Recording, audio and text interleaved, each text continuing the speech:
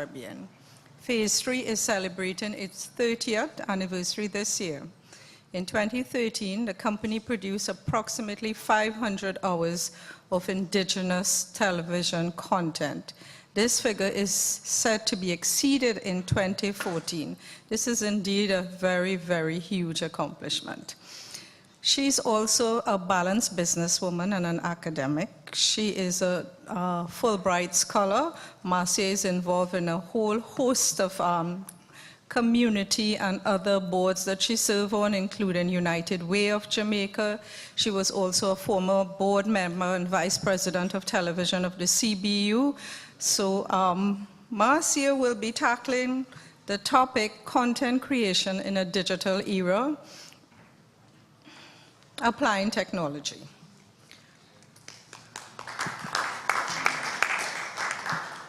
Thank you very much. Good afternoon, everybody. Everybody well fed? Yes. Yes? Good. Me too. It's my absolute pleasure to be here this afternoon, and I thank Sheila and Sonia. I'm not sure which one of them decided to invite me, but I'm very, very grateful. My very first CBU meeting as a brand new general manager of television in Jamaica in 1997 was right here in Suriname. So I have very fond memories of Suriname, or as they say, Suriname. Now, to be honest with you, you're looking at an oldster. I'm not one of these women who pretend that I'm young. I'm old. But this is an oldster that has really tried very hard to keep track of media developments and new media technologies in particular. For over 30 years, I've been involved in content creation, content distribution, content sale, content purchase. Some of the titles I've held: executive director, director, producer, talent scout, makeup, hair, costume, in front of the camera talent. My explanation of this is that I've been chief slave in many different situations. Then about 10 years ago, bam, the digital era pretty much hit me and hit many of us. And neither life nor content creation has been the same since that time. Okay, let's get this right now, Gary. Gary told me that it is this one for up. Yes? So some of the contents that I've created over the many years: television series, a couple of books, website, new media sites. They call me the Twitter Queen of Jamaica. I'm on Instagram. You notice I have not put the Facebook one there. I hate Facebook. But I'm there with a number of thousands of followers, friends, whatever they want to call themselves. The new media, me, has blended traditional media with new media. I've created an ebook that is available on Amazon and Nook. My second book went as an ebook before I actually did the print copies. And I've voiced excerpts for online audiobook and packaged excerpts for broadcast in traditional radio. I also write for an online newspaper. I've tried very hard to maintain my website. Doesn't always work. My web developer used Drupal. He's an engineer. I am not. I find it very, very hard. So I have not upgraded my site for about a year. And the point, though, is that I've been a content creator for traditional media as well as new media. And I've spread the analog and the digital eras. So I've lived a very long life in this business. In keeping with the growing trend of a mobile social lifestyle, I now mainly create content for online consumption. And if you see me with my cell phone, I don't know how to play a game on my cell phone. I truly don't. If you invite me to play Pudding Pop and Candy Crush, I get very upset. So I use my cell phone as my work tool. When you see me on my cell, and being on Twitter, where is Claire? Yes, being on Twitter is work for us. It's not just fun. It's fun too, but it's work. I can therefore attest as an oldster. Where's Bernard Pantin? Bernard, the internet is with us to stay. 10 years I've been tracking it. The attitudes to the internet today and how they were 10 years ago, totally different. We're all going to be online eventually. The ways in which digital media technologies have influenced content creation, our behaviors, our expectations as consumers of content, how we work, how we live our lives in general, everything has changed. Media managers have already noticed the changes in the behaviors of their audiences, and Claire can attest to this. The Voice, how many of us in the room watched NBC's The Voice with Tessa and Chin? I see, yes, couple of hands. So you know how it got really riveting in the latter part when Tessa looked like she was obviously going to win. Claire made a very good business decision, and she came under tremendous flack from the tweeps, as we call them, our followers on Twitter. And she responded in a very positive, quick way, and I think the rest is history. Hopeton, they don't like to tell her that they made money, but I think Claire made some money from that deal. The truth, though, is that you have to be there with the new media technologies. I want to focus now on my life as a content creator at Phase 3 Productions. All right. The Gary bug has bitten me. Okay.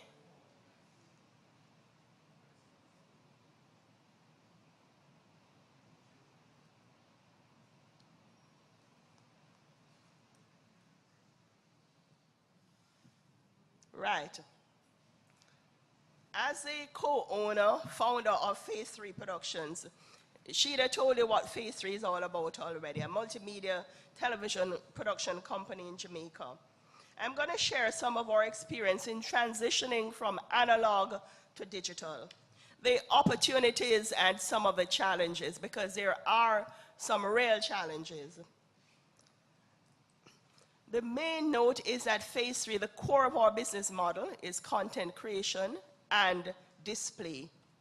So we display our content via various methodologies, including LED screens, as well as streaming online, distribution, and by satellite.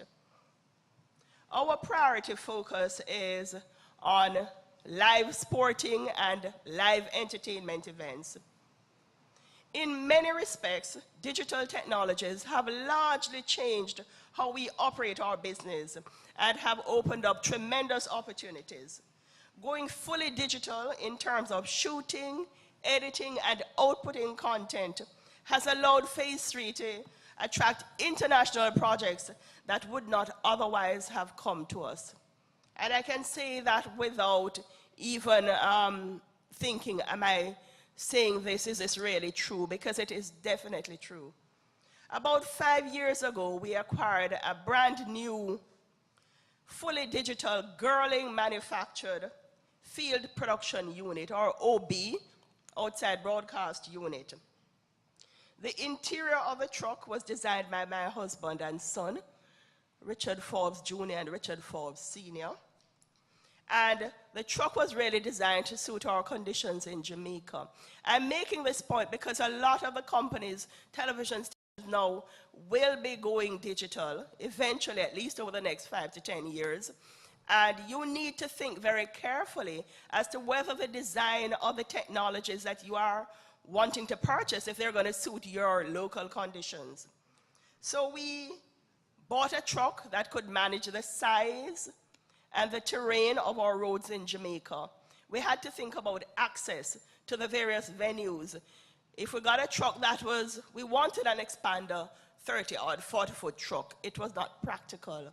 Well, now we have more roadways in Jamaica, so probably at this time we'd make another decision. But it has to be that the truck can access your venues. Then to the configuration of the inside of the truck.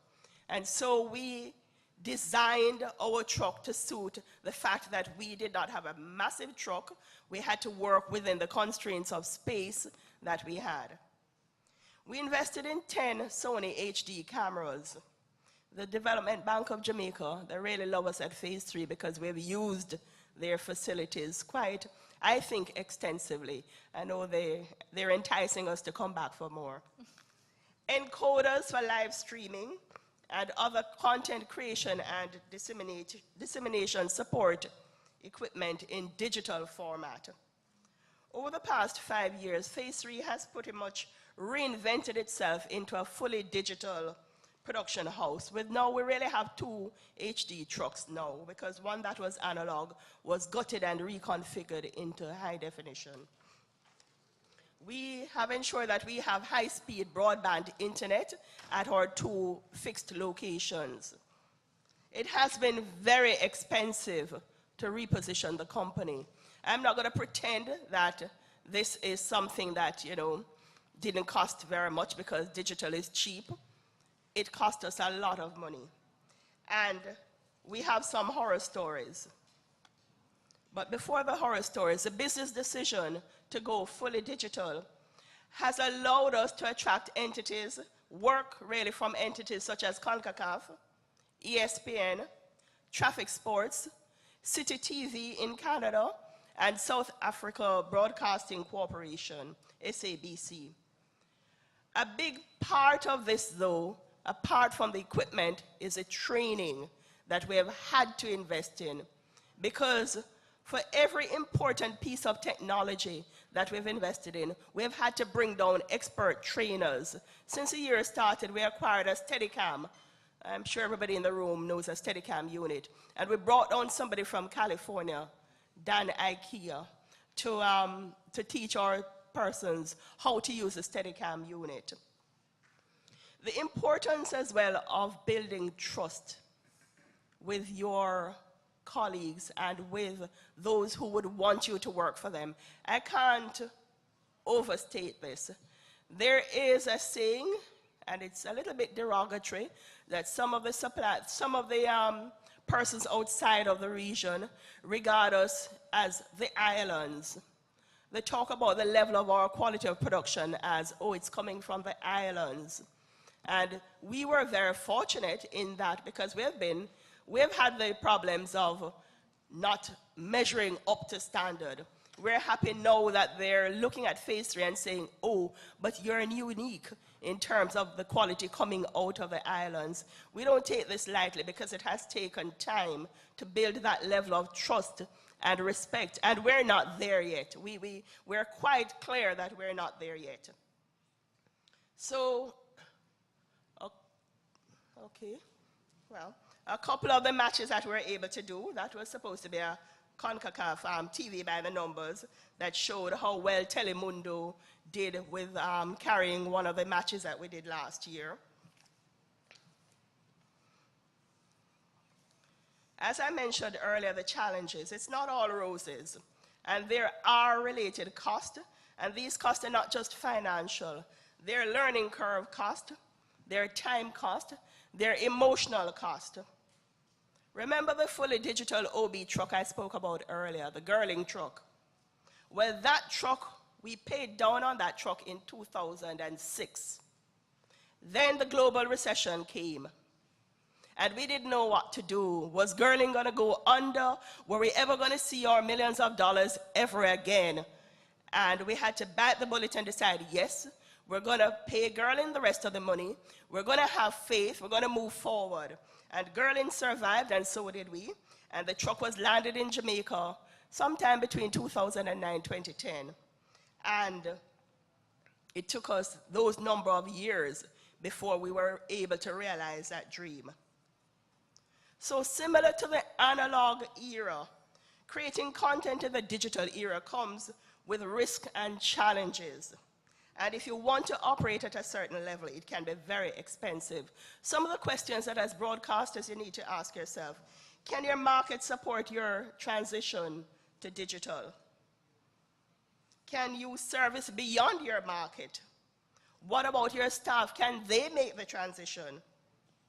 And most importantly, if you fail to move to digital, are you going to be in business in another 10 years' time? I want to focus on the people. At the end of the day, it really boils down to a lot about people.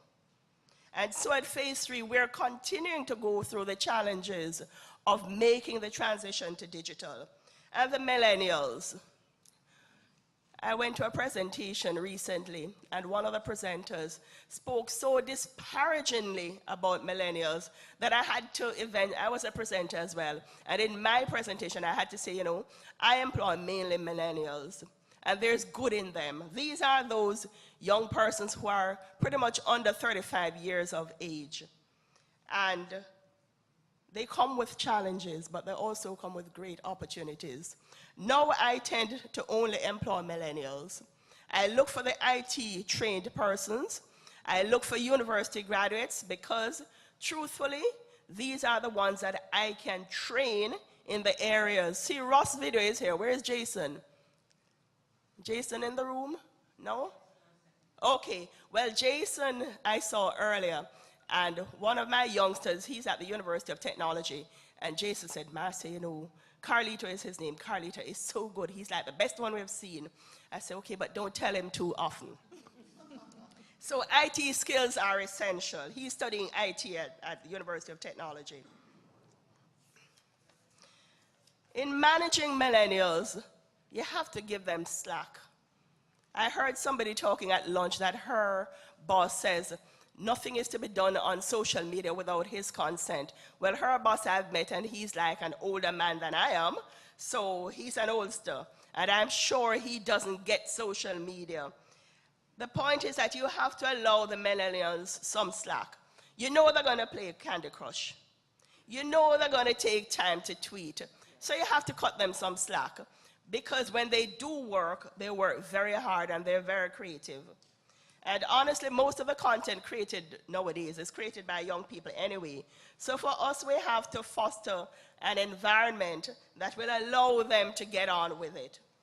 Now, for many of us who grew up in the analog domain, there's this snobbery between cinematography and videography. I shamefacedly, or without shame, will say that I don't know very much about cinematography. I know about videography. And there's no shame in it that we're now moving from film in the pure sense to video. Nothing wrong with that. And Hollywood would tell you that the red camera has helped to make that transition. I have no idea how many of my 20 minutes have gone. Okay. So equipment. The digital tools facilitate speed, efficiency, better quality output, but there are challenges. Some of the cameramen in the analog domain have no idea how to offload the card from a digital camera. None whatsoever. Some of them have no idea how to use the GoPros. I saw one of the younger, older ones, because he's in his 40s, and he came and he said, Marcia, lend me a GoPros. And I watched him and I smiled to myself because I said, I know he's not going to know what to do with it. And sure enough, he said, okay, ask Laura to talk to me. Laura is one of our young techies. She's just turned 30. And I smiled. I said, okay. I know he wanted Laura just to show him, if you haven't got manual dexterity and visual acuity, a GoPro is not an easy camera to operate. And I wouldn't even mention the drones, because that comes with a whole nother learning skills. So the new technologies and the tools heralded by the digital era have totally revolutionized all aspects of content creation, content distribution, and acquisition. Whether this content is created for the cinemas, traditional TV, radio, newspaper, or for use online, the digital domain has changed how we think about content and even what gets defined as content. This is what Wikipedia defined as content creation.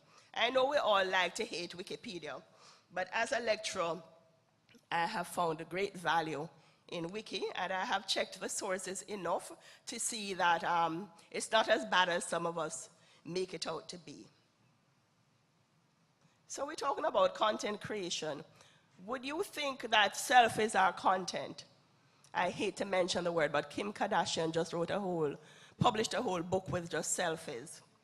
How narcissistic is that? But yes, selfies are content. I want to come back to the phenomenon of social media a little bit later. New media and digital content. Emoticons, GIFs, icons, these are growing areas for content creators and content users. Today, content comes in many shapes and flavors and sizes, and digital media often blends traditional media with styles and approaches made possible by new media tools. And to be honest, I see digital technologies and tools as a content creator's paradise because they allow creators to do so much. Every day I tell them at my office, I wish I could do some of the things that I see the young people do. Blogs and vlogs are big things now. Some of the more mature women in Jamaica, Dion Jackson Miller, who works with the RJR Communications Group, citizen journalists like Annie Paul and Emma Lewis, newspaper columnists like Jean Laurie Chin, they're all blogging their hearts away. And they are getting, building their brands and getting recognition for their blogs. Media houses could incorporate blogs and vlogs onto their websites. And this is one way of helping to further audience engagement. Media houses could create Insta videos to attract youth audiences. Podcasts, switching to radio, podcast, this is to me an essential thing now for radio, traditional radio. Gary mentioned that radio is taking a hard hit. Well, Nationwide News has been doing it recently, where they're time shifting their content by putting everything on podcast. And so if you miss an interview that you think is important, you can catch it later. I'm going to skip a lot of it because I want to use the Gleaner Company as a case study. I know Chris likes to call himself, what you call yourself? Independent, what you call it? Independent media company.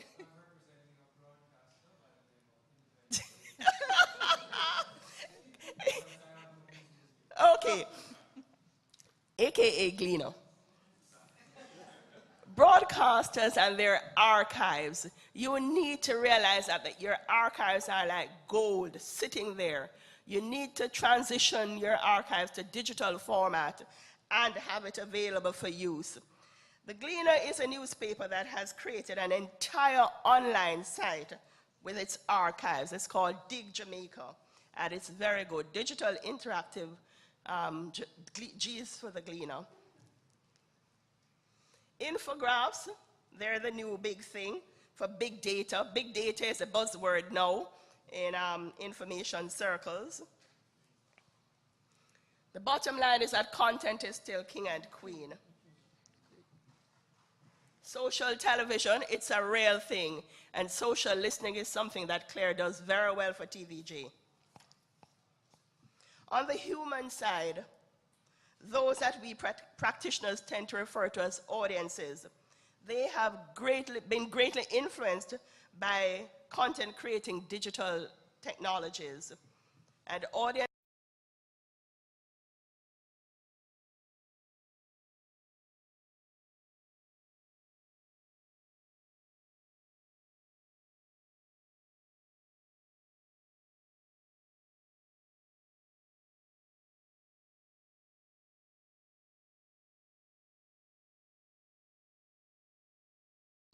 and all these new devices, online cord cutters that are making some of our lives miserable. The connection economy is where things are now, where there's increased value in sharing, collaborating, and social network. And media houses need to be aware of this and need to engage at the online level.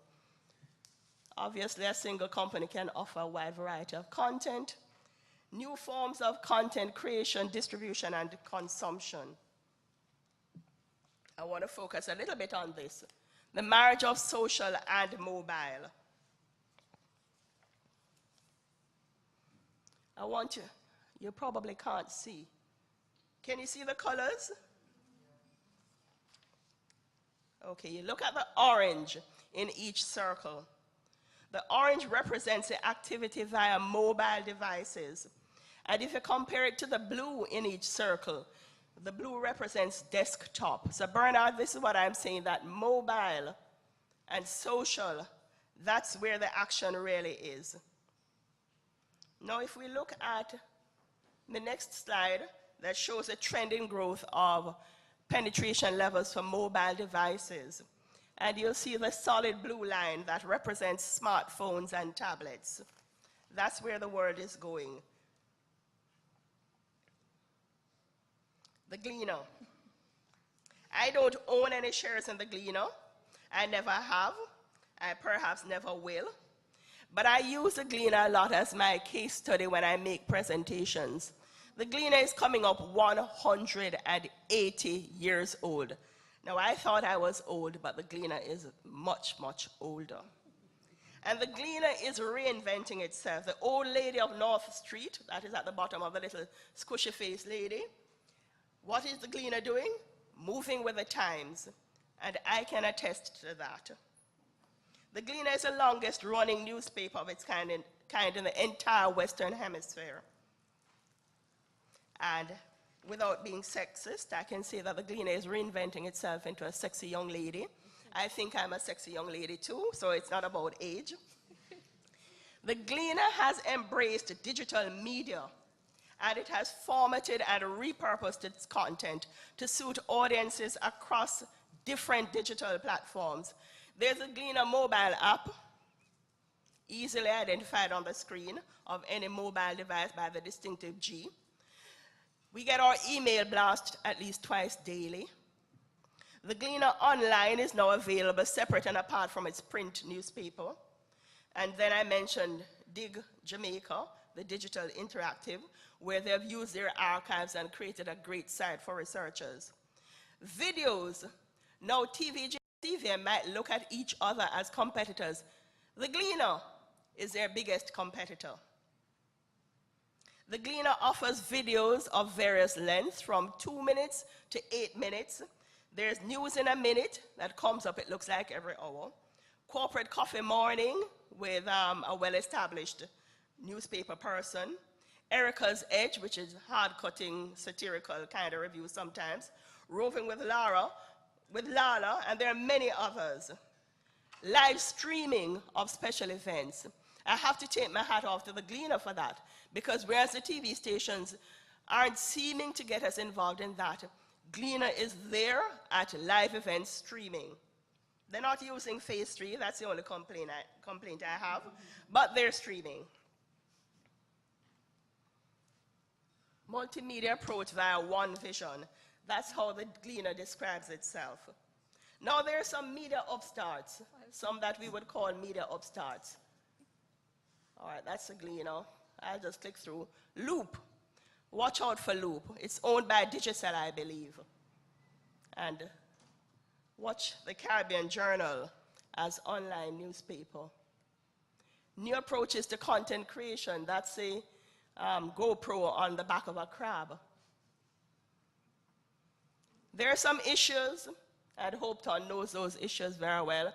Access, cost, speed, net neutrality, willingness to pay for digital news, not always willing to pay, and some research sites that I find very useful.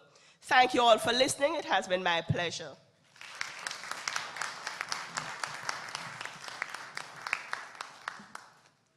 Thank you, Marcia. Our next presentation will be on defining the standard for free-tier DTT in Trinidad and Tobago, Mr. Willie Pirai. And just a brief on Willie. Willie Pirai is the Executive Officer of Technical Services and Development at the Telecommunications Authority of Trinidad and Tobago, fondly called TAT. He joined TAT in 2008 and is responsible for developing and administering the regulatory frameworks for spectrum management, the approval process for telecommunication and broadcasting licenses, equipment, type of approval, and certification. He's currently involved in the instruction of number portability, the deepening of competition in wireless sector, increasing the pervasiveness of broadband in Trinidad and Tobago. Willie has a BSc degree in electrical engineering from University of Manitoba in Canada, and an MBA from the University of Warwick in UK. So, Mr. Willie, it's over to you. Thanks very much, Sheila. I have the envious task of just coming after Dr. Forbes, and more so to keep you all from not falling asleep this afternoon.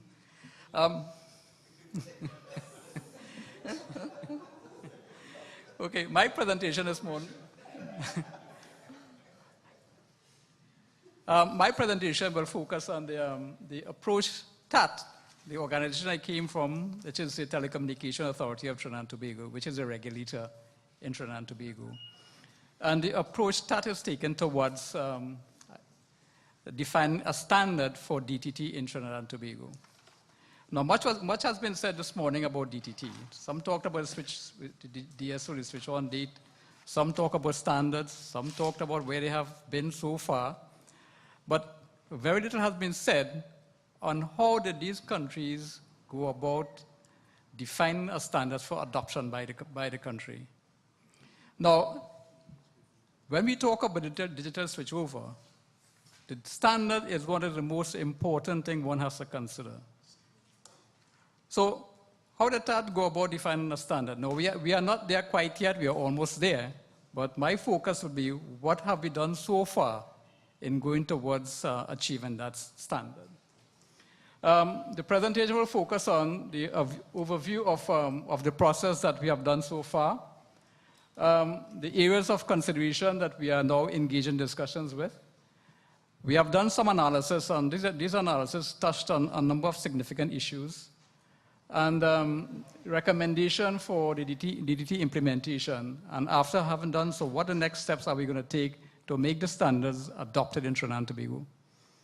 The second thing that we haven't spoke this morning about, we talked about signal distributors. Now, the signal distributor is the one that will be the new mechanism for getting content to the viewers.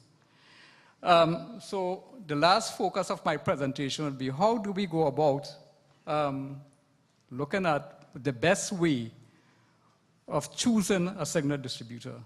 So the presentation is twofold. Is getting towards defining a standard, and the other part, which is much more important, is having defined a standard. How do you go to the next step? Is define the signal distributor. Okay, what have we done so far? That started the process of DDT some 2011, where we engage stakeholders in defining, through a consultation process, of defining a framework for the implementation of DTT in Trinidad and Tobago. Now, how was this done? In the approach, we went to consultation with our stakeholders. We took their views in consideration. We revised the document. We went to a second round of consultation. And then we produced the document that guided the process